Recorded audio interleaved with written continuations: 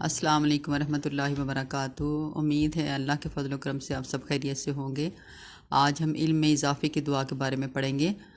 نبی کریم صلی اللہ علیہ وسلم نے فرمایا کہ مجھے حکم دیا جاتا تھا کہ آپ اپنے علم میں اضافے کے لیے دعا کیا کریں۔ پہلے نمبر والی جو دعا میں آپ کو بتانے لگی وہ یہ ہے، رب زدنی علما، کہ اے میرے رب میرے علم میں اضافہ فرما۔ دوسری بات یہ کہ نبی کریم صلی اللہ علیہ وسلم نے فرمایا کہ اللہ سے نفع بخش علم مانگو اور فائدہ نہ دینے والے علم سے اللہ کی پناہ مانگو۔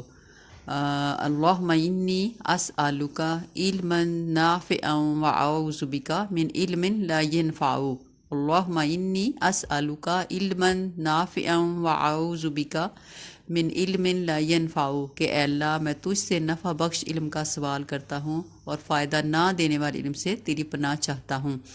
اسی طرح ہی آپ روزانہ صبح فجر کی نماز کے بعد نفع بخش علم مانگنا لازمی اس کے لیے دعا کیا کریں کہ نبی کریم صلی اللہ علیہ وسلم نے فرمایا کہ روزانہ فجر کی نماز کے بعد نفع بخش علم کے لیے دعا مانگا کریں، اور اس کے لیے انہوں نے باقاعدہ اس کی دعا بتائی ہے کہ اللہم انی اسألک علما نافعا ورزقا طیبا وعملا متقبلا۔ اللہم انی اسألک علما نافعا ورزقا طیبا وعملا متقبلا، کہ اے اللہ میں تجھ سے فائدہ دینے والے علم، پاک رزق اور قبول ہونے والا عمل کا سوال کرتا ہوں۔ تو یہ 3-4 جو دعائیں ہیں وہ آپ کثرت سے پڑھیں۔ آپ کو سبق یاد نہیں ہو رہا یا آپ کا کوئی کام ہے جو آپ یاد کرنا چاہ رہے ہیں وہ نہیں ہو رہا، اور اپنے بچوں کو کوئی بھی سبق یاد کرتے ہیں تو ہمیشہ کوشش کریں ان کو پہلے سے یہ علم کے اضافے کی دعا پڑھائیں، اور جو بھی آپ یاد کرنا چاہتے ہیں اللہ تعالیٰ وہ آپ کے ذہن میں محفوظ رکھے۔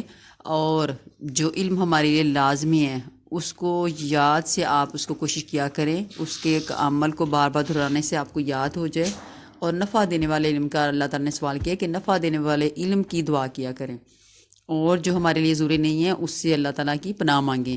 تو اس لیے جب بھی آپ نے پڑھنا ہے تو کوشش کریں یہ علم میں اضافے کی دعائیں ضرور یاد کریں۔ اسے صدقہ کی نیت سے آپ لوگ شیئر کریں، اس طرح خود بھی پڑھیں اور دوسروں کو بھی پڑھائیں۔ آپ کی اس ویڈیو کو شیئر کرنے کی وجہ سے جتنے لوگ اس میں شامل ہوں گے ان کا اجر آپ کو بھی ملے گا اور ہم سب کو ملے گا۔ اللہ تعالیٰ ہمارا حامی مددگار ہو۔ السلام علیکم ورحمۃ اللہ وبرکاتہ۔